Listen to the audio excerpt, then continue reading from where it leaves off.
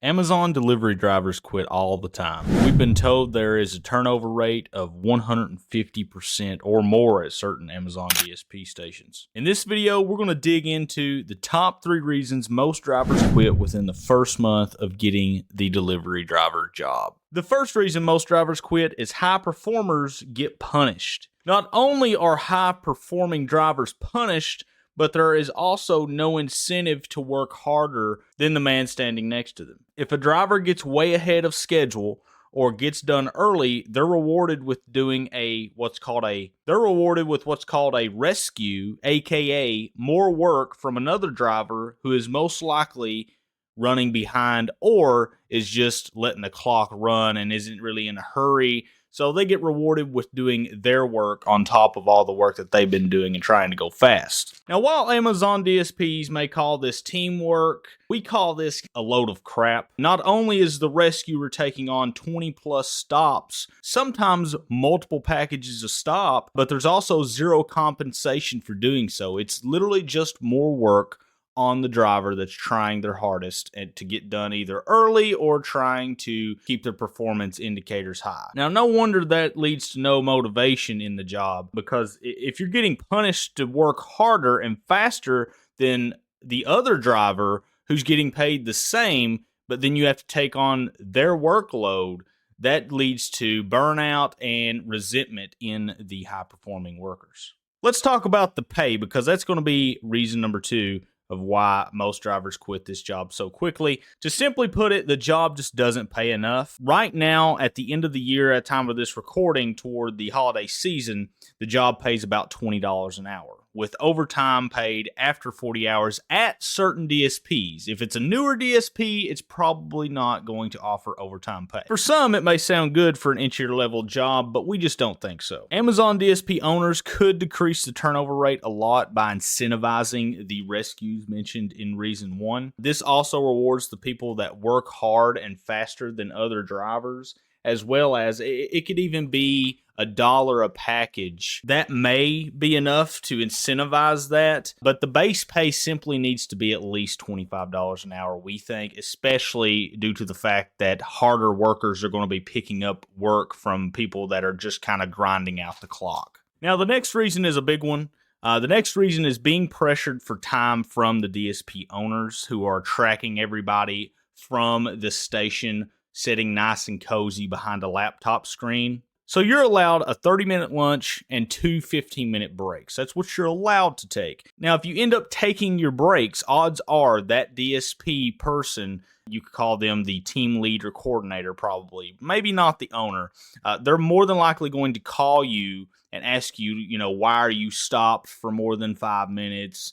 What's the hold up? What's going on? Now, each break will set you back about 20 packages, and we've heard this from drivers who are actually out there driving and have left or quit the job. So not only will it set you behind for taking your breaks, but also you're going to get nagged and bugged by the Amazon DSP person that is looking at everybody and where they are on the map, and they're seeing your little dot setting for more than 5 minutes. They're like, what's going on? So while you're eating your lunch, they're going to be calling you, so be expecting that mid-spoonful of food. We haven't even talked about the elephant in the room being restroom breaks. If you've got to use the restroom, we've heard from a lot of drivers that actually urinate in bottles because they're pressured to stay on good time with the DSP. If you stop randomly at a gas station to go use the restroom, like I said before, you're going to get a phone call.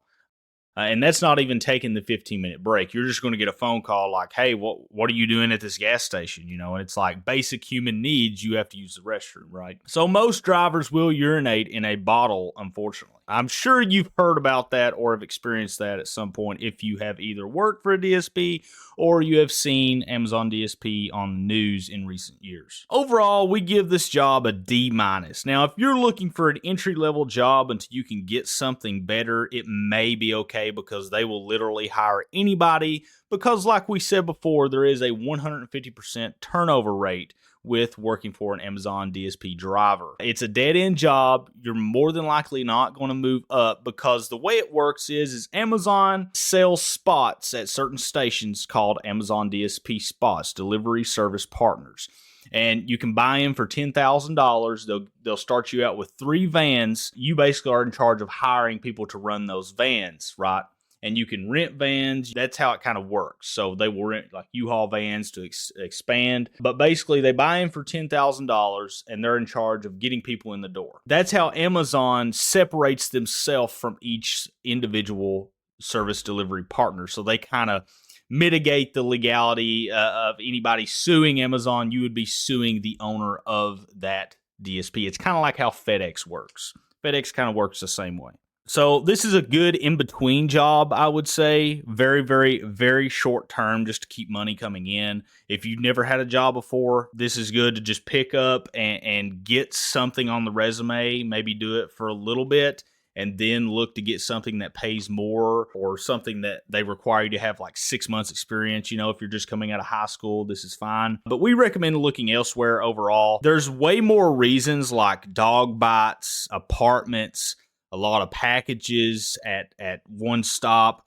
But these are the top 3 reasons that we went over talking to other DSP drivers as why they quit so soon. Some quit the first day, some make it a week, some make it a month, and they're high-performing individuals, but they quickly see that this job is just simply not worth their time and effort compared to the amount of work they do for the pay. Now, if you've ever worked for an Amazon DSP, let us know what your experience was. Be sure to hit the like button and the subscribe button to stay informed on what jobs are actually like on the inside. We'll have more to say on Amazon DSP with more videos coming out, but we're also going to be doing reviews on jobs like FedEx, UPS, Walmart. We're going to be doing a ton of videos, basically giving grades to these jobs, and your input is valuable to us. So drop a comment down below. Let us know your experience, what we didn't cover in this video, what you wish you knew before you started working for an Amazon DSP. Me personally, as the speaker on this channel, I have worked for Amazon DSP, so a lot of this is coming from personal experience, especially the dog biting. And I quit that job, I think, by the 3rd day. This is the reason why I'm making this video, the first video on the channel. Appreciate your time, and we'll see you in the next one.